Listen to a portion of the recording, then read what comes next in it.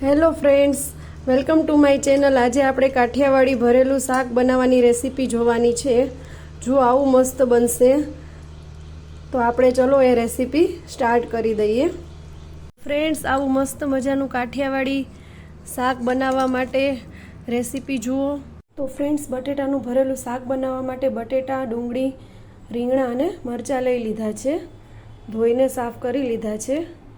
હવે ભરેલા શાકનો મસાલો બનાવવા માટે 1 વાટકી માંડવીના દાણા લીધા છે અને સેમ એ જ 1 વાટકી ચણાનો લોટ લીધો છે. આદું લીધું છે, લીંબુ અને લસણ. હવે માંડવીના દાણાને મિક્સરમાં પીસી લેવાના છે જારમાં. તો જારમાં માંડવીના દાણા નાખી દઈએ. હવે જારને બંધ કરી ઢાંકણું ઢાંકી અને પછી એમાં મારી પાસે બ્લેન્ડરમાં જ જાર આવેલી છે, તો હવે આમાં બ્લેન્ડર રાખી દેવાનું છે. આ રીતે એમાં ફિટ થઈ જશે. જ્યારે ઓછી વસ્તુ પીસવાની હોય ત્યારે હું આ બ્લેન્ડરની સાથે જાર છે એનો જ યુઝ કરું છું. મિક્સરની જારનો યુઝ નથી કરતી.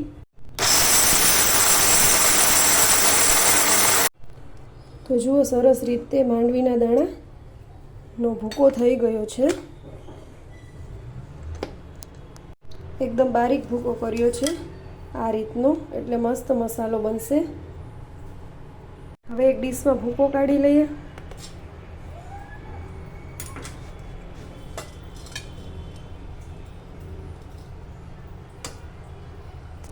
આનો લોટ નાખી દઈએ. હવે જરાક મિક્સ કરી લેવાનો છે. લસણ ફોલાઈ ગયું છે. આદુ મરચાં લસણની પેસ્ટ બનાવવા માટે મરચું અને આદું નાખીને ખાંડી લેવાનું છે. તો થોડું મીઠું નાખી અને હવે આપણે ખાંડી લઈએ.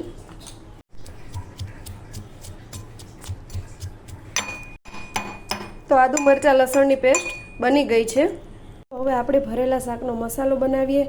એના માટે આમાં માંડવીના દાણાનો ભૂકો અને ચણાનો લોટ મિક્સ કરી દીધા છે. આ બધા જ મસાલા એડ કરીશું. ધાણા ભાજી અને આદુ મરચાં લસણની પેસ્ટ. તો પહેલાં ચલો હાફ આદુ મરચાં લસણની પેસ્ટ મસાલામાં એડ કરી દઈએ અને હાફ વઘારમાં નાખશું, એટલે બહુ સરસ ટેસ્ટ આવશે. પછી ધાણા જીરું થોડું એડ કરવાનું છે, 2 ટેબલ સ્પૂન જેટલું. હિંગ 1 ટેબલ સ્પૂન જેટલી એડ કરો. હળદર 1 ટેબલ સ્પૂન એડ કરવાની છે અને મરચું પાવડર જેટલું તમે તીખું ખાતા હોય એ પ્રમાણે, હું 2 ટેબલ સ્પૂન એડ કરું છું, એ પ્રમાણે એડ કરવાનો છે. અને ત્યાર પછી મીઠું એડ કરવાનું છે સ્વાદ પ્રમાણે અને થોડું સિંગ તેલ નાખી દેવાનું છે.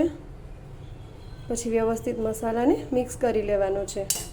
ટેબલ સ્પૂન જેટલી ખાંડ નાખજો. ટેસ્ટ ગળ્યો ન આવે એટલી થોડી જ નાખજો.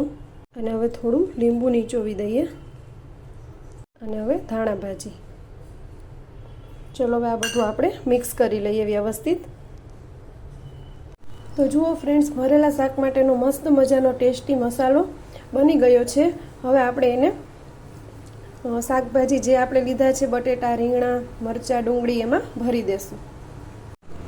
હવે બટેટા મોટા હતા તો એના 2 પીસ કરી દેશું અને મસાલો ભરવા માટે બધા બટેટામાં, રીંગણામાં, બધામાં વચ્ચે આપણે આ રીતે એક કટ કરીશું, જેની અંદર આપણે મસાલો ભરી શકીએ.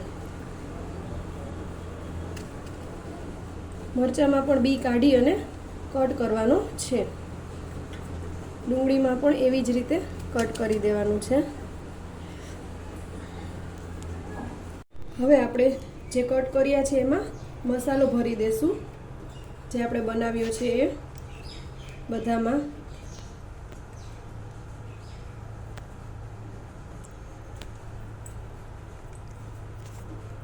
તો ચલો, શાકમાં મસાલો ભરાઈ ગયો છે અને આ સાઈડ વઘાર મૂકી દીધો છે, તેલ મૂકી દીધું છે. હમણાં વઘાર આવે એટલે શાક વઘારવાનું છે. ચલો, તેલ ગરમ થઈ ગયું છે, વઘાર મૂકી દઈએ.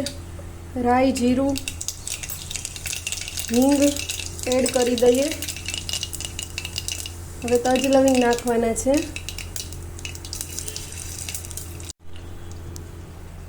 લવિંગ ફૂટશે તેલમાં અને પછી લીમડો નાખી દેવાનો. હવે આદુ મરચાં લસણની જે પેસ્ટ હતી એ નાખવાની છે, બાકી હતી એ. ટમેટા નાખી દેવાના. હવે બધું જ જે ભરેલું શાક છે એ નાખવાનું છે.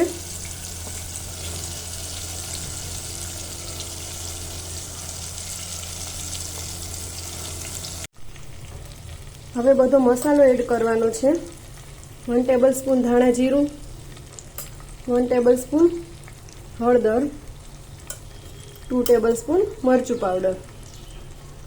રીંગણા આપણે અત્યારે નહીં નાખીએ કેમ કે રીંગણાને ચડતા વાર નથી લાગતી, એટલે આની 3 વિસલ વાગી જશે પછી રીંગણા નાખીશું અને પછી ફરીથી 1 વિસલ વગાડીશું. હવે સ્વાદ પ્રમાણે મીઠું નાખવાનું છે અને થોડું લીંબુ,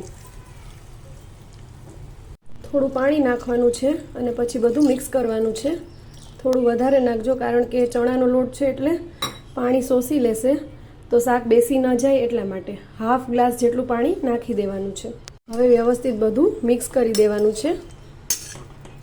હવે જે મસાલો બચ્યો છે એ ઉપરથી નાખી દેવાનો છે એટલે વધારે ટેસ્ટી થશે શાક.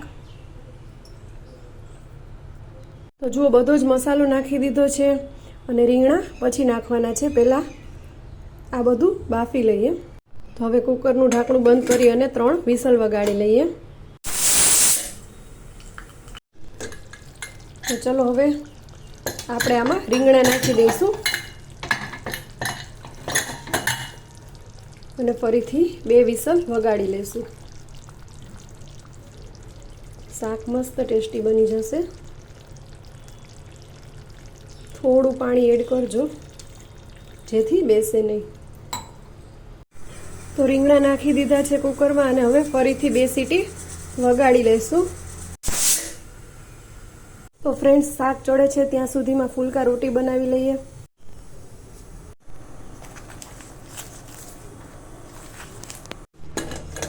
તો જુઓ ફ્રેન્ડ્સ, મસ્ત મજાનું ભરેલું શાક રેડી છે.